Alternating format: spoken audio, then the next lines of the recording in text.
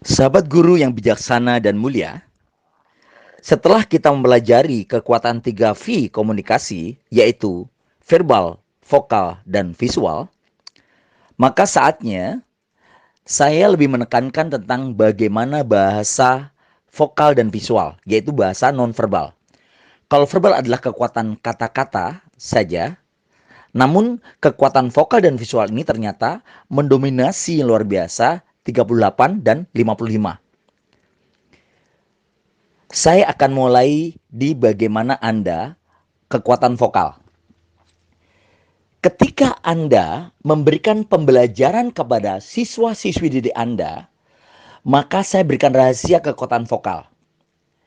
Yang pertama adalah jelas. Yang kedua adalah bulat. Dan yang ketiga adalah berjeda. Jadi sekali lagi, jelas, bulat, berjeda. Tentu akan dirasakan berbeda kalau Anda menyampaikannya adalah dengan pola tadi, jelas, bulat, berjeda.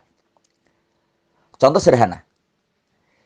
Ketika saya menyampaikan dengan cara yang tidak bulat dan tidak berjeda, apalagi tidak jelas, contohnya seperti ini.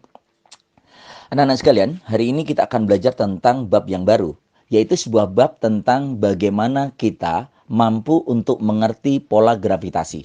Gravitasi adalah sebuah ilmu bagaimana kita dan seterusnya. Nah, dengan pola kata-kata seperti itu, maka anak didik kita akan jenuh dan sedemikian capek melihat kita.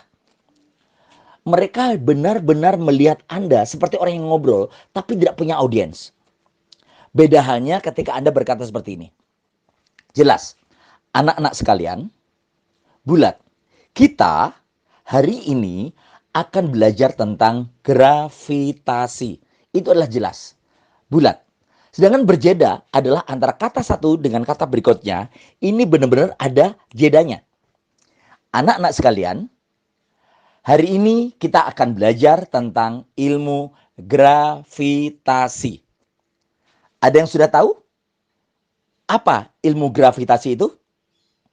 Siapa yang tahu? Silakan angkat tangannya. Oh ya, bagus. Amir, menurut kamu apa?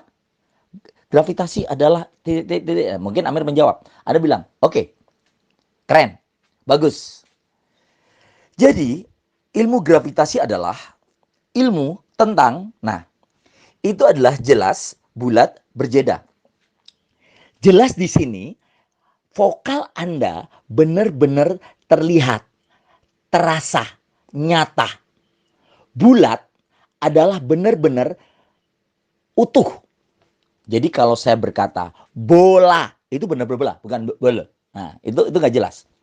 Kalau saya berbicara tentang bermain, itu jelas. Jangan sampai kita akan bermain bersama-sama. Itu oke sih, tapi nggak jelas gitu. Berjeda antara satu kata dengan kata berikutnya, itu ada jeda. Itu olah vokal. Sekali lagi, ketika saya berbagi ilmu menjadi seorang motivator, saya pastikan bahwa audiens saya tidak terjenuhkan dengan bahasa yang tidak jelas. Sudah tidak jelas, nggak bulat. Sudah nggak bulat, nggak ada jedanya. Itu luar biasa capek audiens, capek siswa-siswi Anda karena bukan capek untuk memahami apa yang Anda sampaikan, tapi capek mau mendengarkan Anda, capek memperhatikan Anda karena yang Anda sampaikan bisa jadi benar-benar nggak jelas.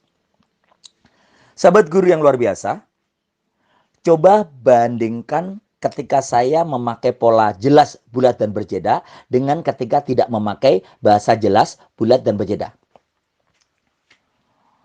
Contoh ya. Contoh yang pertama, contoh biasa. Memaafkan memang tidak bisa merubah masa lalu. Namun memaafkan akan memperindah masa depan. Itu adalah kalimat biasa. Tanpa tekanan, tanpa bulat, tanpa jeda. Coba Anda bandingkan dengan yang kedua.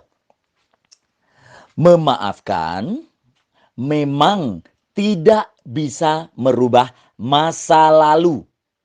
Namun, memaafkan akan memperindah masa depan.